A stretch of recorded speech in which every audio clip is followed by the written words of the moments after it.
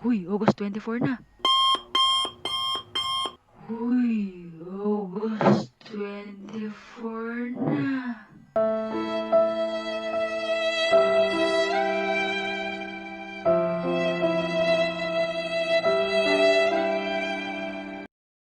Charing, practice lang. Pero ang tanong, handa ka na nga ba talaga? Paano kung August 24 na bukas? May gagamitin ka na ba? May mga materials ka na ba? Ngayong araw po na ito ay tuturo ko po sa inyo kung paano gamitin ang isang software kung saan ay maaari po nating i-record ang ating mga sarili habang tayo po ay nagtuturo. At ang tawag po dito sa software na ito ay OBS or Open Broadcaster Software. Pero bago ang lahat, kailangan po muna nating maghanda. Ayan, handa na po tayo para sa ating tutorial ngayong araw. So ano po ba ang mga kailangan po natin para po sa paggamit ng software na sinasabi ko po or yung OBS? So maliban po dun sa mismong software at sa laptop or sa desktop po ninyo, kailangan po natin ng source ng video at ng audio. So para sa source ng video, pwede po itong normal na webcam. So ang ginagamit ko po ay yung A4 Tech na webcam. 16 megapixels po siya, malinaw. So, yung mukha ko lang po yung malabo. Tapos po, kailangan din natin ng source ng sound. So, mas maganda po kung meron po kayong microphone. Pero, hindi naman po lahat ay meron noon. Kaya, minsan, ang pwede po natin gamitin ay yung headset po na merong mic. O kaya, pwede rin po yung normal na headset. Yan.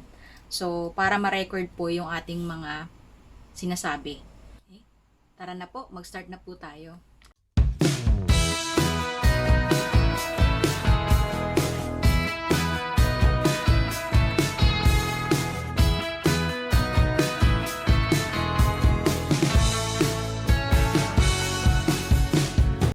Hello, I will be showing you how to download and navigate through the OBS or the Open Broadcaster software.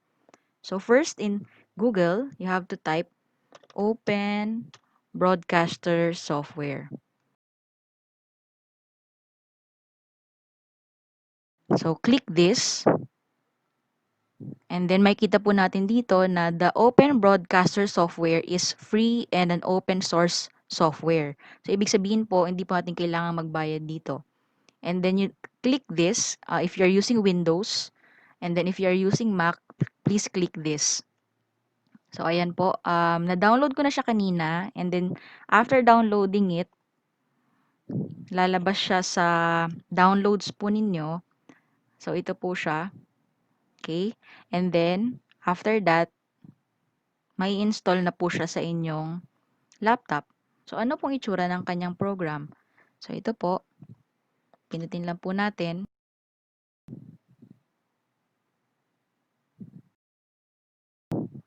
Oh, by the way po, yung mga previous videos ko, ang ginagamit ko po talaga is another software, which is Filmora. So, for my travel videos or other videos, I use Filmora Wondershare, yung version 9.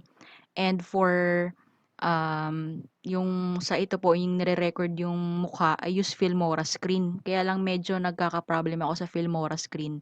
Although okay siya, kaya lang minsan kasi hindi ata kaya ng laptop ko. So, naghanap ako ng ibang magiging software na gagamitin. To record this video, I'm using Filmora Screen kasi I have to capture the whole screen. However, using OBS, medyo nahihirapan pa ako dun sa mga advanced features niya kung pwede niyang i-record yung mismong OBS na software. So, I used another software to do that. And also, I'm sorry po if I'm using this one kasi nasira yung aking headphones. So, medyo may echo yung kanyang sound. So, kailangan ko ng medyo okay na audio. Don't worry po kasi sa mga susunod na video, I think medyo okay na po yung audio ko kasi may in-order po ako na microphone.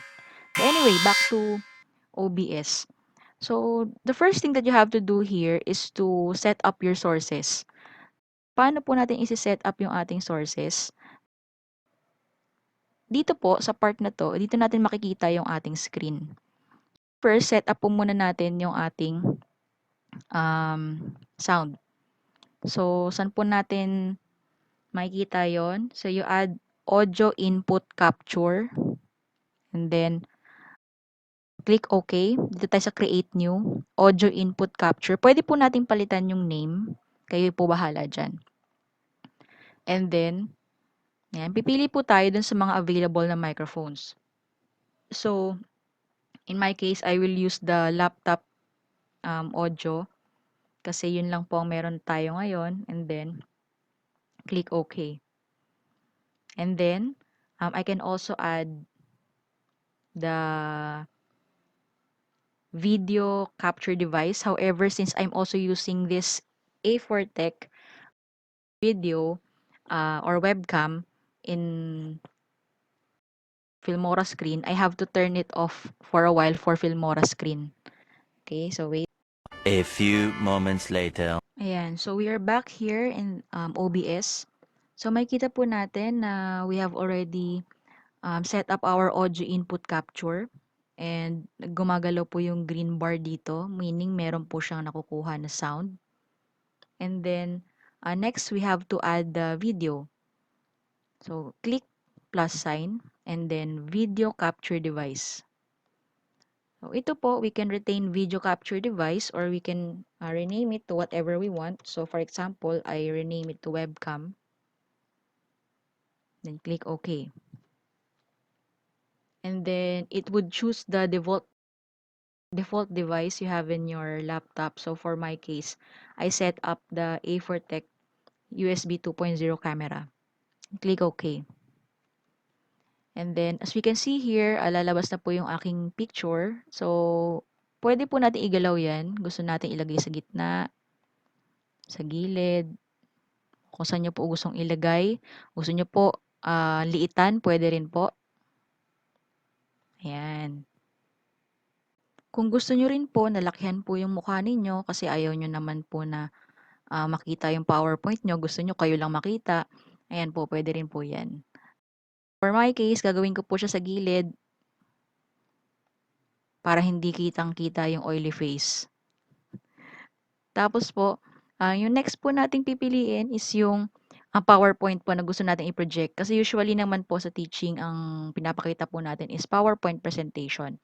So, we will click again the plus sign and then we will be choosing window capture. As is natin yung name, window capture. And then, pipili siya ng ipoproject mo. So, halimbawa, File Explorer, ito kasi yung isa kong nakabukas na window. So, syempre, hindi ko po ipapakita yan. Ipapakita ko yung PowerPoint ko. There's layers of the earth. Okay, so click OK.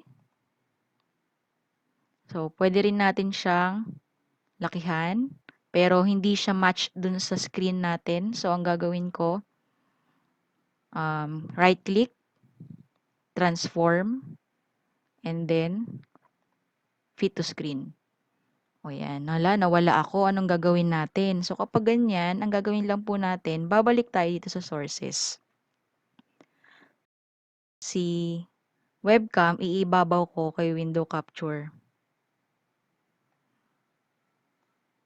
Ayan. So, makikita natin dyan na nakikita nyo na po yung aking picture.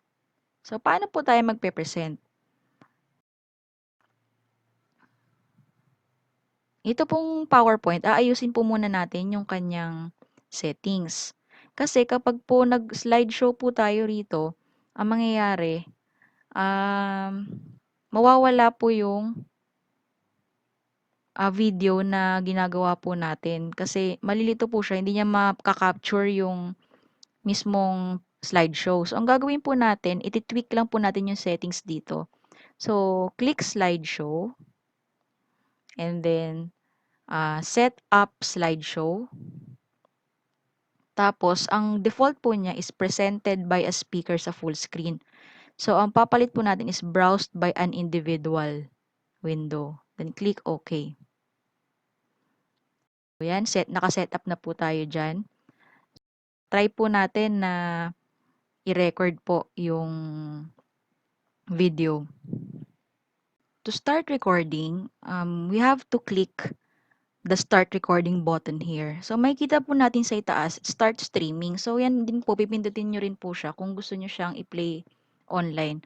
So, dahil po, ako po, ang ginagawa ko po kasi ini-edit ko muna yung mga videos ko bago ko siya i-upload online. I will just click start recording. So, after clicking that, pupunta na po tayo dun sa ating PowerPoint. And then, slideshow na po tayo.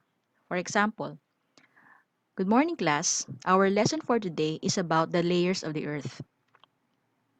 Our question is, how are layers of the Earth different from one another? Anyone? And for example, papakita ko po yung video.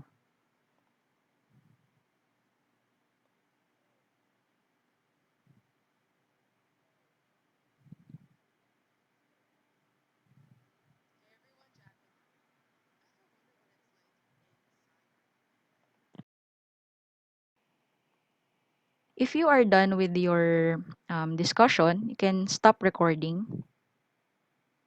Okay, and then you can look at the video na masisave po. So, sa akin po, lalabas siya dito sa videos. Tapos, ang capture niya ito. Watch po natin.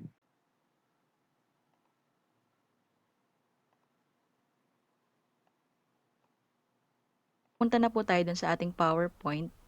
And then, slideshow na po tayo. For example, good morning, class. Our lesson for today is about the layers of the Earth. Our question is, how are layers of the Earth different from one another? Anyone? And for example, papakita ko po yung video.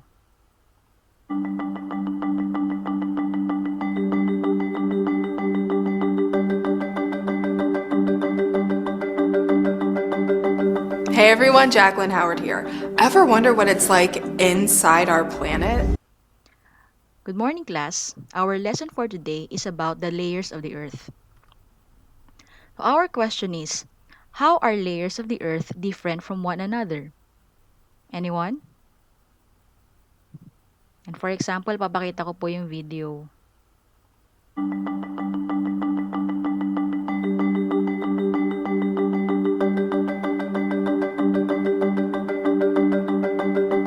Hey everyone, Jacqueline Howard here. Ever wonder what it's like inside our planet? So, yun po, one thing po to know about this software is that by default, it saves your videos in MKV format.